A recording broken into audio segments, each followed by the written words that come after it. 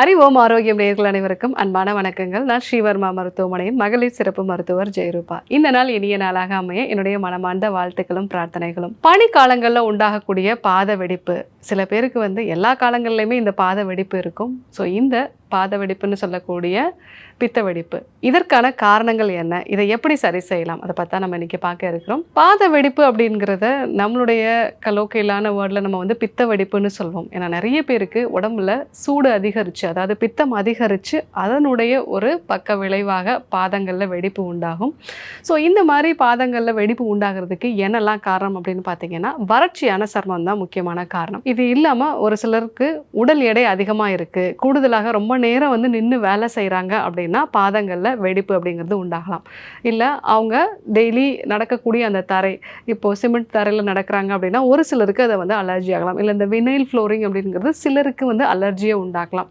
So அந்த மாதிரி நிலைகளில் அவங்களுக்கு பாதங்களில் வெடிப்பு அப்படிங்கிறது ரொம்ப காமனாக இருக்கும். ஸோ இந்த மாதிரி பித்த வெடிப்பு இருக்குது அப்படின்னா நீங்கள் என்னென்ன விஷயங்கள்லாம் ஃபாலோ பண்ணணும் அப்படின்னா, முதல் விஷயம், நீங்கள் நல்லா உங்களுடைய காலில் பித்த வெடிப்பு உண்டாயிடுச்சு அப்படின்னா நல்லா ஒரு வெதுவெதுப்பான வெந்நீரில் கொஞ்சம் கல்லுப்பு போட்டுட்டு ஒரு 15லேருந்து 20 நிமிஷம் நீங்கள் வச்சுட்டு அதுக்கப்புறமா நல்லா பியூமிக் ஸ்டோன் வச்சுட்டு நீங்கள் ஸ்க்ரப் பண்ணணும்.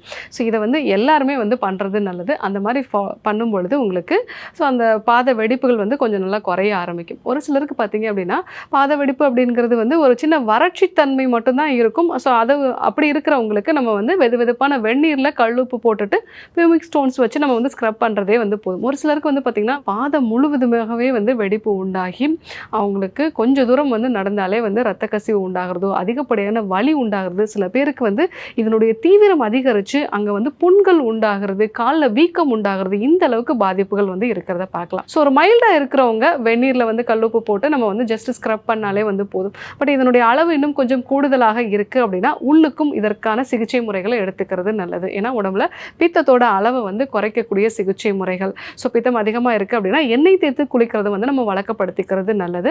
ஸோ வீட்டில் இருந்தபடியே நீங்கள் என்னென்ன விஷயங்கள்லாம் இதுக்கு ஃபாலோ பண்ணணும் அப்படின்னா, நெல்லிக்காய் தைலம் வீட்டில் இருந்தே நீங்கள் ப்ரிப்பேர் பண்ணலாம். அதாவது ஒரு 10 நெல்லிக்காய் நல்லா ஒரு 1/2 லிட்டர் அளவுக்கு சாதம் வடித்த கஞ்சி தண்ணீர். ஸோ அந்த கஞ்சி தண்ணீரில் சின்ன சின்ன துண்டுகளாக நீங்கள் நறுக்கி போட்டுட்டு ஒரு 3 நாள் நல்லா ஊற வச்சுட்டு நீங்கள் பகல் நேரத்தில் வெயிலில் அதை வச்சிடணும். ஸோ அதுக்கப்புறமா ஒரு 3 நாள் நல்லா ஊறின பிறகு இதை கொஞ்சம் நல்லாவே பிசைஞ்சு விட்டுட்டு அதுக்கப்புறமா அதற்கு நீங்கள் தேங்காய் எண்ணெய் சேர்த்து நல்லா அந்த தண்ணீர் எல்லாமே வற்றின பிறகு அந்த தைலத்தை வடித்து எடுத்துக்கலாம். இந்த தைலத்தை தலைக்கு தேய்ச்சி குளிக்கிறது. ஸோ அந்த மாதிரி தலைக்கு தேய்ச்சி குளிக்கும் பொழுது உங்களுக்கு பித்தம் நல்லா குறைய ஆரம்பிக்கும். அதே மாதிரி முடி வளர்ச்சியும் அதிகப்படும்.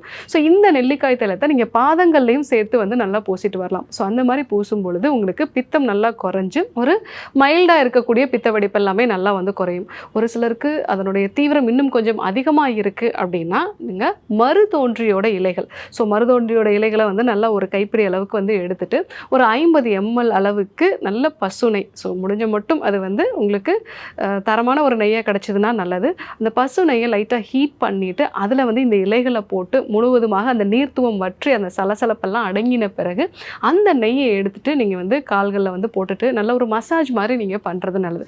ஸோ அந்த மாதிரி பண்ணிகிட்டே வந்தீங்க அப்படின்னா பாத வெடிப்பு நல்லாவே குறைய ஆரம்பிக்கும். ஸோ இல்லை டாக்டர், எனக்கு இதனுடைய தீவிரம் ரொம்ப அதிகமாக இருக்குது, அதே மாதிரி சிலருக்கு பார்த்தீங்க அப்படின்னா உள்ளங்கைகள்லையுமே இந்த வெடிப்புகள் உண்டாகும், அந்த அளவுக்கு தோல் ரொம்ப வறட்சியான தன்மையில் இருக்குது அப்படின்னா, ஸோ நீங்கள் நாட்டு மருந்து கடைகளில் கிடைக்கக்கூடிய சில மருந்துகளை நீங்கள் வாங்கி பயன்படுத்தலாம். அதாவது கிளிஞ்சில் மெழுகு, அதே மாதிரி அமிர்த வெண்ணெய். ஸோ இதெல்லாமே நீங்கள் ஒரு மருத்துவரோட ஒரு ஆலோசனையோட இந்த ஒரு மெழுகெல்லாம் நீங்கள் வாங்கி பயன்படுத்தினீங்க அப்படின்னா உங்களுக்கு தோலில் இருக்கக்கூடிய வறட்சி தன்மை குறையும். ஒரு சிலருக்கு சொரியாசிஸும் இது கூடவே இருக்கும். அந்த மாதிரி இருக்கக்கூடிய நபர்கள் வெட்பாலை தைலம் நீங்கள் வாங்கி பயன்படுத்தலாம். இது எல்லாத்தையும் விடையும் உங்களுடைய குடலும் ஆரோக்கியமாக இருக்க வேண்டியது நலம். ஏன்னா தோல் அப்படிங்கிறது உங்களுடைய வயிற்றுப்பகுதியில் எந்த அளவுக்கு ஆரோக்கியமான செரிமானம் நடக்குது, அதே மாதிரி குடல் நம்ம குடலில் இருக்கக்கூடிய பாக்டீரியா வைரஸ் எந்த அளவுக்கு சமநிலை தன்மையில் இருக்குது அப்படிங்கிறத வெளிப்படுத்தக்கூடியதான்.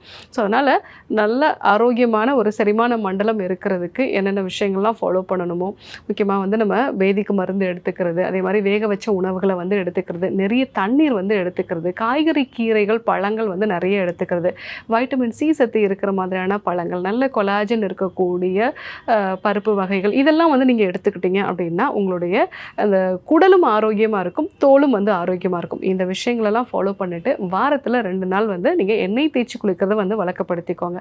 ஸோ தோல் வறட்சி இருந்து அது கூட பாத வெடிப்பு இருக்கிறவங்க, கண் எரிச்சல், பித்தம்லாம் அதிகமாக இருக்குது அப்படின்னு சொல்லக்கூடிய நபர்கள் நான் சொன்ன இந்த நெல்லிக்காயில் பயன்படுத்தக்கூடிய இந்த தைலத்தை வந்து நீங்கள் ரெகுலராக எண்ணெய் தேய்ச்சி குளிச்சிங்க அப்படின்னா உடல் நல்லாவே வந்து குளிர்ச்சி அடையும். அதே மாதிரி மருதோன்றி இலைகளை வந்து நீங்கள் நெய் சேர்த்து காய்ச்சி அந்த நெய்யை வந்து நீங்கள் பயன்படுத்தலாம். ஸோ அதனுடைய வெடிப்பு வந்து ரொம்ப அதிகமாக இருக்குது அப்படின்னு சொல்கிறவங்க கிளிஞ்சல் மெழுகு இல்லைன்னா அமிர்த வெண்ணெய் வந்து நீங்கள் பயன்படுத்தலாம். ஸோ சொரியாசிஸோட சேர்ந்து இந்த பாத வெடிப்பு இருக்குது அப்படின்னு சொல்கிறவங்க வெட்பாலை தைலத்தை வந்து நீங்கள் பயன்படுத்தலாம். ஸோ இதெல்லாம் நீங்கள் பயன்படுத்துனீங்க அப்படின்னா பாத வெடிப்பு வந்து முழுமையாக சரியாகிறதுக்கான வாய்ப்புகள் நிறையா இருக்குது.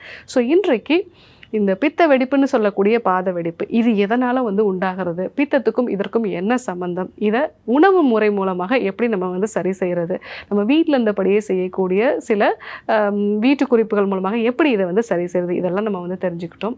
இதே போன்று ஒரு நல்ல தகவலோடு உங்களை சந்திக்கிறோம். நன்றி, வணக்கம்.